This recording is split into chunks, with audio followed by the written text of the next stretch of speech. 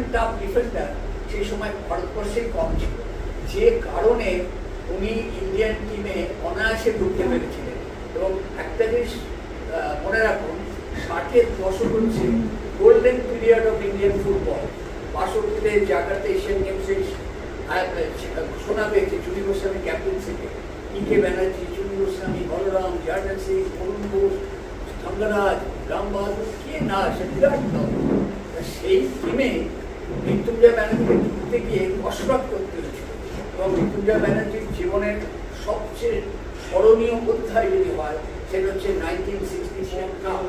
Asian কাপে আমরা এখন যোগ্যতা পাইনি, এশিয়ান কাপে যোগ্যতা পেলেও ফলত ফার্স্ট রাউন্ডেই হেরে যাচ্ছে বা 3-4 গোলের ব্যবধানে হারছে।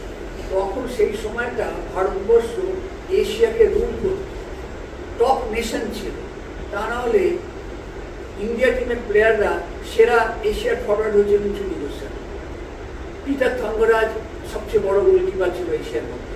তা এইরকম হয়েছিল, সম্ভব হয়েছিল। তা যে কথা বলছিলাম, আমার মৃত্যুঞ্জয়ের সঙ্গে বহুবার এই নিয়ে কথা হয়েছে। ইনফ্যাক্ট চুনি গোস্বামী যখন প্রেসিডেন্ট ছিলেন, তার সামনে মৃত্যুঞ্জয়রা বলেছে, বললো 64-এ আমাদের সবচেয়ে বড় ডিবেকল হয়ে গিয়েছিল কে ব্যানার্জি আর বলরামকে আমরা পাই।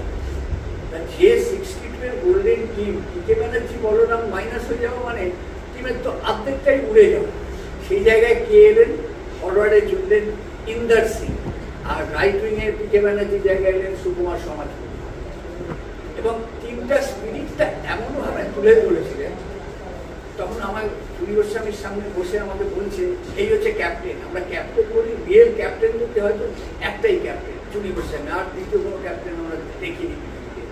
তা চুনি গোস্বামী এমনভাবে টিম স্পিরিট তৈরি করেছিলেন, সেখানে ফার্স্ট ম্যাচ দক্ষিণ কোরিয়াকে 2-0 গোলে ভারত হারিয়েছিল। আপ্পালা রাজু গোল করেছিলেন আর ইন্দার সিং গোল করেছিলেন।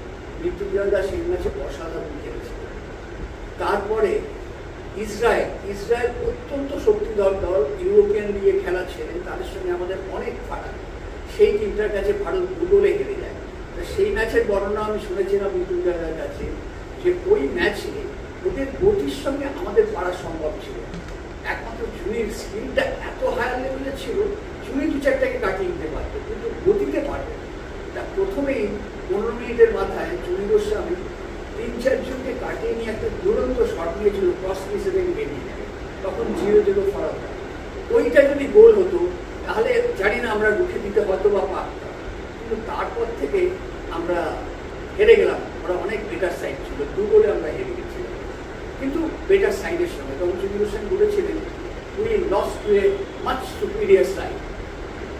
তারপরে ম্যাচ হচ্ছে হংকং সেই সময় যথেষ্ট ভালো দল ছিল। এখন তো আমরা হংকংকেও হারতে পারি না, রাদার হেরে গেছি লাস্ট হংকং ম্যাচটা, 3-1 গোলে হারিয়েছিল। ইন্দার সিং, সুকুমার সমাজপতি আর চুনি গোস্বামী গোল করেছিল। সেই ম্যাচেও কিন্তু মৃত্যুঞ্জয় ব্যানার্জি দুর্দান্ত খেলেছিল। ওই যখন ব্যবধানটা কমেছিল, সেই সময় নাকি হংকং প্রচন্ড অ্যাটাকে এসেছিল, কিন্তু রুখে দিয়েছিল জার্নাল সিং আর মৃত্যুঞ্জয় ব্যানার্জি। মৃত্যুঞ্জয় ব্যানার্জি কলকাতা মাঠেও যা খেলা দেখেছি, তবে মারকুটে ডিফেন্ড। এটা ঘটনা কার্তিক ইদানিং একটা ইন্টারভিউতে বলেছে, আগেকার দিনের ডিফেন্ডাররা যদি আজকের তো লাল কার্ডের বন্যা বই দিত। সত্যি কথা বলতে কি, মৃত্যুঞ্জয় ব্যানার্জিও যে ধরনের ফাউল করতেন কল্পনা ছিল। হয়তো মোহনবাগান জার্সি পরে খেলার জন্য এগেন্স্ট ওয়ারি বা এগেন্স্ট লিভারপুল রেফারি সাহস করেনি লাল কার্ডটা, কিন্তু এইরকম রাফ অ্যান্ড টাফ ছিল, যার ফলে এই টাফনেসটা উনি কিন্তু আন্তর্জাতিক মঞ্চে নিয়ে যেতে পেরেছিলেন, যার ফলে ইন্ডিয়া খেলতে পেরেছিলেন। শেষ 1964 যে Tokyo অলিম্পিক্সের last match Rabindra Sarobar স্টেডিয়ামে হয়েছিল, ইরান ভার্সেস ইন্ডিয়া, সেই ম্যাচটা যদি ইন্ডিয়া হারাতে পারত ইরানকে, তবে একমাত্র টোকিও অলিম্পিকে যাওয়ার চান্স দেবে।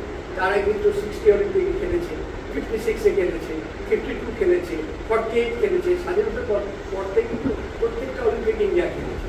64টা লাস্ট ম্যাচ খেলার জন্যে সব এক জায়গায় রাখা হয়েছিল প্লেয়ারকে, যাতে ম্যাচটা জেতা যায়। রবীন্দ্র সরোবরের সেই ম্যাচে 5 মিনিটের মাথায় চুনি গোস্বামী বলে ভারত এগিয়ে গিয়েছিল, কিন্তু সেসব 3-1 গোলে হেরে গিয়েছিল, যার ফলে টোকিও অলিম্পিকে যাওয়াটা হয়। খেলোয়াড় হিসেবে মৃত্যুঞ্জয় ব্যানার্জি সব খেলোয়াড়দের কাছে অ্যাসেট ছিল, কারণ কাউকে রুখতে গেলে কেউ যদি হাফ ব্যাক, তার অসুবিধা হচ্ছে ওকে রাখতে, মৃত্যুঞ্জয় ব্যানার্জিকে কিছু একটা করবেই আর কি।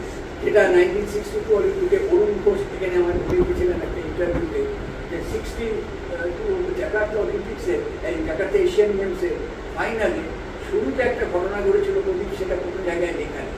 ওদের যে লেফট উইঙ্গারটা ছিল সাউথ কোরিয়ার, সে এত নির্বিষ ছিল ওকে রাখতে পারছিল। আর জার্নেল তখন মাথায় পেটি বেঁধে স্ট্রাইকারে খেলছে, ফরওয়ার্ডে খেলছে, কিন্তু জার্নেলের ওই স্ট্রং স্ট্রাইক সবাই ভয় পায়। আমি জার্নেলকে বলবো তুই আজ আয় থাক, জার্নেলকে বললাম তুই আগে কোটাকে দেখ, ওকে না দেখতে পারলেও আমাদের শেষ করে দিচ্ছে। জার্নাল গিয়ে পড়লো, তারপর ওকে নিয়ে মাঠে পারে এমন পড়া পড়লো ওই প্লেয়ারটি আউট হয়ে গেল। তারপরে ওদের অ্যাটাকটা কমে গেল, ওই এটা কোনো জায়গায় লেখা থাকবে, পড়ে লেখা থাকবে এগুলো করেছিল। আমার ছোটোবেলা থেকেই আমি ভেটারেন্স ক্লাবে আসতাম আমার বাবার হাত ধরে। তখন ভেটারেন্স ক্লাব নার্সারি ফুটবলের মাধ্যমে খেলোয়াড় করত এবং স্যাটারডে সানডে হলেই কোনো কোনো জায়গায় খেলা হতো। বাবার হাত ধরে সেই খেলা দেখতে যেতাম। মেওয়ালাল থেকে, অরুণ ঘোষ থেকে, মৃত্যুঞ্জয় ব্যানার্জি, চন্দন ব্যানার্জি, কে না খেলতো সেসব ম্যাচ। তা যাই হোক, সেগুলো ছোটোবেলার কাহিনী। আমি 4-5 থেকে ভেটারেন্স ক্লাব মুখী হয়েছি, কিন্তু ভেটারেন্স ক্লাবে আসার যে জিনিসটা, সেই পথটা সৃষ্টি করেছিল মৃত্যুঞ্জয় ব্যানার্জি। মৃত্যুঞ্জয় ব্যানার্জি একদিন মোহনবাগান কিনতে আমাকে ডাকলেন,